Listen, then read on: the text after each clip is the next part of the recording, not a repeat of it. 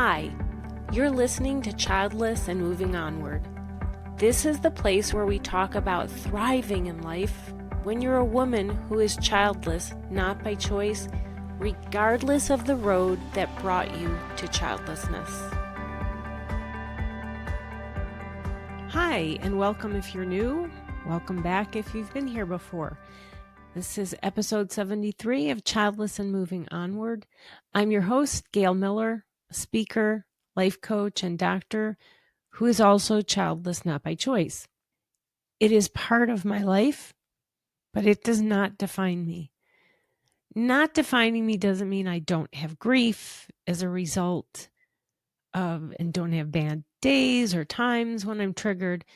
But this is about dealing with all of that and reaching a point where the pain of this that I do carry with me all the time, that pain doesn't run my life. And that's where I hope you all can get to. Now, today's episode is about something many of us have experienced in different forms. People telling us what we should feel or how we should process something that is so deeply personal without them ever really knowing the weight that it carries. So I was recently watching a video. An actor was being interviewed, and he was talking about how the music theme for a show he was on and that he became famous for, that music would play as he walked out whenever he was a guest on a show. And he explained that it bothered him because it brought up some unpleasant feelings. And so he did at one point at one period in his life, he disliked hearing that song. Now that changed later in his life for something specific that happened, but that's not the point of this. He didn't go into details, but he explained that the circumstances around it were painful for him. Now, again, that particular music and the actor and all that, that's not what this is about. It's actually about the comments that people wrote. Comments that showed how quickly people discounted his feelings. Comments that ran along the lines of, well, the theme music shouldn't bother him because he became famous from that show, or it shouldn't bother him. He should appreciate it because he earned a lot of money. Things to that effect. Now, what bothered me as I read these, it bothered me because no one is in his circumstances. We assume a lot about someone famous and about how wonderful their lives must be, but no one else is in that particular person's situation. So to me, at least, what he should feel about that music, well, it's not my place to decide. It's as if his humanity was secondary to the persona that was shaped by outside assumptions. Now, what I'm really getting at, I'm not here to talk about actors or this particular actor or anybody else. What I want to talk about is why it resonated with me. And that's because the comments reminded me of the common theme of comments we hear from others about being childless. Those reactions felt just all too familiar. If you're childless, not by choice, you've probably heard the same sorts of things. Well, at least you have your career. At least you can sleep in. You should be grateful for all you do have. Or, most painfully, how can you long for something you never had? So the point of this is, these comments were so judgmental from people not living his life. And we, as women and men who are childless, not by choice, we get those all the time. they are not supportive words. They're dismissals. Even if they mean well when they say these things like, oh, at least you can sleep in, at least you can travel, at least you have, it's not expensive for you because you don't have kids, things like that. But they make our pain invisible. Thoughtless, painful comments from people not in our lives, not experiencing what we do, yet they think they know how they would feel if they were us. They think they have the right to tell us how to feel, and they think they have the right to judge. They don't. That lack of understanding about how we feel, about not having any idea what this feels like, is what this episode is about, not about actors. So if you are someone who feels unseen or unheard because your pain is judged, this episode is for you. Being childless not by choice is a deeply personal and often isolating experience. It carries with it layers of grief, layers of longing that aren't always recognized by those around us. It's disenfranchised grief. And that's a type of mourning that results from a loss that isn't socially recognized or socially validated. It's when that loss doesn't fit into society's traditional definition of what loss and bereavement are. Typically, grief is looked at as being over the death of a person who lived, someone you can touch and feel. But there are so many types of losses and grief. One being disenfranchised grief, like the death of a pet, the end of a friendship, miscarriage, infertility, involuntary childlessness. Because these types of losses aren't widely acknowledged, anyone experiencing them may not get the emotional support or empathy that is usually given to those who are grieving what are considered more socially accepted losses. Does that sound familiar to you? That your grief goes unrecognized, or if it is acknowledged, then it's judged? You're not alone. Judgment of people experiencing disenfranchised grief often adds more layers of pain to the pain you already feel. And one of the most challenging aspects for those dealing with disenfranchised grief is the lack of empathy or understanding from others. People might say things like, it wasn't that big of a loss, or at least you have X, Y, and Z as they list the things they think, well, if I had that, I wouldn't be feeling this loss. I wouldn't be grieving. But these statements feel dismissive. And then it often leads you to hiding your emotions.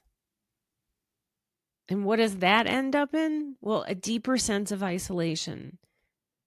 Because then you start to think your feelings are wrong or just too much. Cultural expectations often influence how grief is perceived and expressed. With disenfranchised grief, you may feel the pressure to conform. So you feel pressured to suppressing your own mourning process in order to meet social expectations. But the judgment that comes from disenfranchised grief doesn't just come from the outside. You may very well be internalizing that judgment and then telling yourself things like, I should be moving on. Again, the result of this is feeling more isolated and suppressing your feelings even more because you believe your pain isn't legitimate or one that's not worth talking about.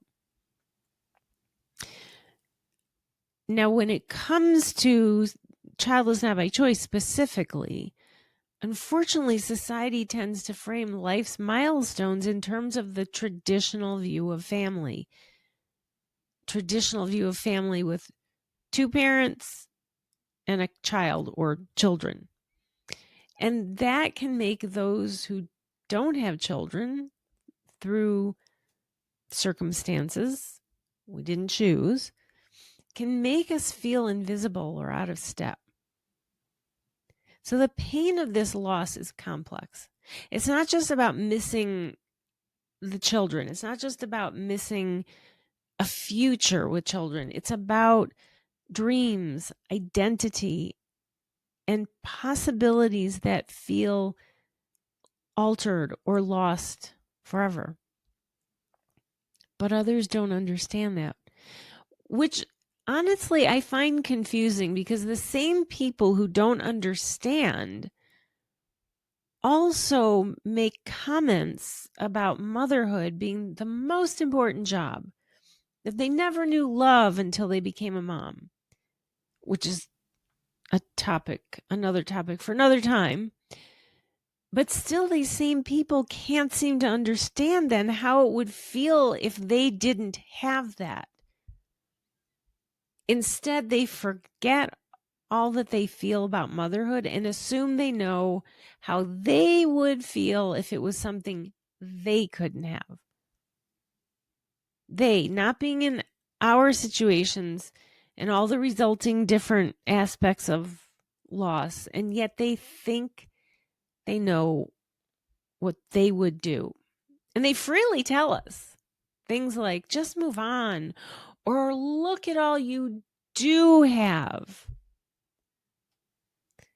I can tell you personally, I am well aware of what I do have. And I am grateful for what I do have. I cherish it. I appreciate it. And at the same time, I grieve not being a mom. I mourn for the relationship with the biological child that I don't and won't ever have. I grieve the milestones I don't get to celebrate. All of that and more. And I also am grateful for what I do have. That doesn't make my loss and the pain that comes with it any less valid or any more wrong in any way. But what comes with that judgment from others is a whole lot of guilt and questioning of ourselves. Well, yes, others do have it worse. Well, at least I have a career, or I can travel. It leads to this, do I have a right to feel pain or to grieve? Well, at least I have a home, a roof over my head. At least I have food. Yes, that's a lot to be grateful for. And we can grieve as well. And yes, you do have a right to feel the pain and to grieve. But till we can believe that, we end up thinking we have to stay silent. So many of you find yourselves navigating these awkward social interactions where your pain is minimized or ignored, and it leads to a sense of being unseen, even in your closest relationships. And for some, this can trigger withdrawal, and it increases the emotional burden. Social judgment can also show up as subtle forms of exclusion, even if you don't withdraw. It's not uncommon to be left out of conversations or support networks that are reserved for more accepted types of losses. Have you ever been to a grief support group? I have. And I've left there feeling like, oh, I can't speak, because if I tried to bring up my loss, that didn't go over well with the people who were there. And so that social exclusion sends a message that certain kinds of pain are less worthy of compassion and attention. And then what happens is we stop thinking, oh, maybe we need to stay quiet. And instead, we actually do get quiet. The problem is when people don't talk openly about involuntary childlessness and the realities of it, it reinforces that the silence that surrounds it should be there. It reinforces the stigma and the judgment that we have nothing to grieve. It's important to acknowledge that grief over childlessness is legitimate. It's also complex. It can sometimes impact relationships with partners, families, friends. And this grief doesn't have a timeline. It can also, you can be doing great, and suddenly it resurfaces at different moments, sometimes expected, sometimes not. Things like anniversaries, holidays, or hearing about others' pregnancies. Now, recognizing this pain as real and significant is an essential step to realizing that you have every right to grieve. There is nothing wrong with you. You have every right to be given support and allowed time for healing and finding connection. The truth is, nobody else is living your life. Your experiences are yours alone, not the person who minimizes your hurt, not the one who assumes your life is endlessly easy, definitely not the stranger tossing off advice. Grief and longing don't need to pass anyone else's tests or fit their ideas. They are yours. They are private, real, and worthy of respect. Now, while they are private, that doesn't mean if you are someone who wants support, wants to share this, that you shouldn't be able to. In fact, you should be able to. In fact, talking about this is what's needed to help move past this stigma. All forms of loss are worthy of compassion. Everyone's experience of grief deserves to be validated, not just by others, though, but by you as well. Don't internalize this idea that you shouldn't be feeling grief, that it's not valid, that you should stay silent. Others need to respect your experience and validate your feelings of grief, but it starts with you.